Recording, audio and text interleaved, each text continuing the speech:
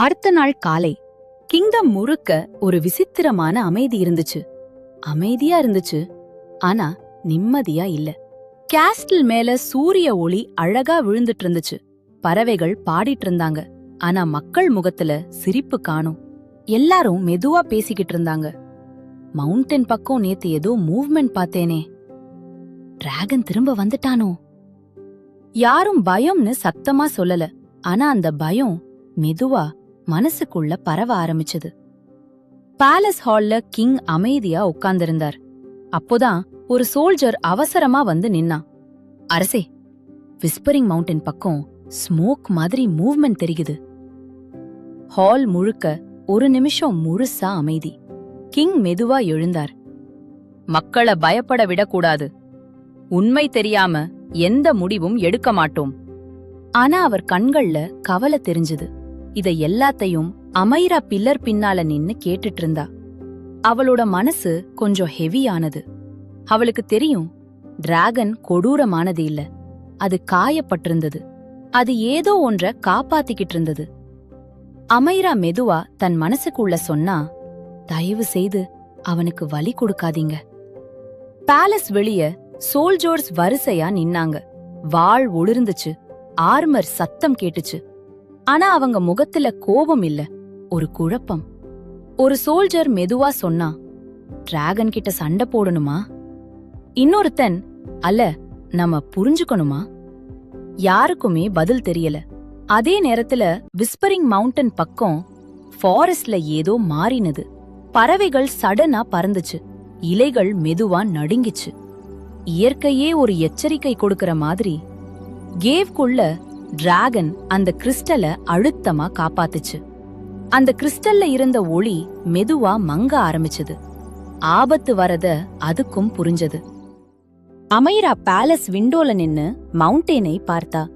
அவள் கண்களில் பயம் இல்லை, ஒரு உறுதி. உண்மைய மறைச்சா பிரச்சனை இன்னும் பெருசா ஆகும். அமைரா திரும்பி ஓட ஆரம்பிச்சா.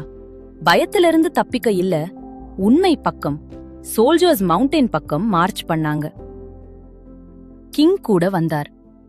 கேவ் என்ட்ரன்ஸ் முன்னால அவங்க நின்னாங்க. அந்த இடம் மூச்சே இல்லாத மாதிரி மௌனம். அப்போதான், அப்பா, ஒரு சின்ன குரல். அமைரா ஓடி வந்து நின்னா. சோல்ஜர்ஸ் எல்லாரும் ஷாக். கிங் திரும்பி பார்த்தார். அமைரா, இங்க என்ன பண்றே? அமைரா மெதுவா மூச்சு விட்டா. அப்பா, கொஞ்சம் கேளுங்க. அவள் கேவ்க்குள்ள காட்டினா. டிராகன் அங்க அமைதியா இருந்தது. இறக்கைகள் மடக்கப்பட்டு, நெருப்பு இல்ல, சத்தமும் இல்ல. கிங் ஃபர்ஸ்ட் டைம் டிராகன் கண்களை பார்த்தார். அது பயமா இல்ல, அது சோகமா இருந்தது. அமைரா மெதுவா சொன்னா, அப்பா, நேத்து கேட்ட சத்தம் கத்தல் இல்ல, அது உதவி கேட்டது. அவள் அந்த கிறிஸ்டலை காட்டினா. இதான் காரணம்.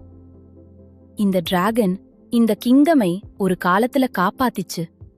ஆனா இந்த கிறிஸ்டல் உடைஞ்சதால அவன் வலியில இருந்தான். கிங் அமைதியா நின்னார். வாள் மெதுவா கீழ வைத்தார். நான் தவறா நினைச்சிட்டேன். டிராகன் மெதுவா தலையை உயர்த்திச்சு. பயம் இல்ல, ஒரு மரியாதை.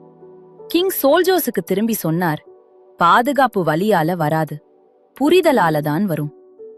ஃபாரஸ்ட் மீண்டும் அமைதியா மாறினது. அமைரா அந்த மலை பார்த்தா. அவளோட பயணம் இங்க முடிஞ்சது இல்ல, இப்போதான் உண்மையில ஆரம்பிச்சது. சில நேரம் நம்ம பயம்தான் உண்மையை மறைக்குது. ஆனா ஒரு சின்ன குரல், ஒரு சின்ன தைரியம் அத வெளிச்சத்துக்கு கொண்டு வருது. To be continued. அமீராவோட பயணம் உங்களுக்கு பிடிச்சிருந்தா இந்த கதையோட அடுத்த பயணத்துக்கு நம்ம கூட இருங்க.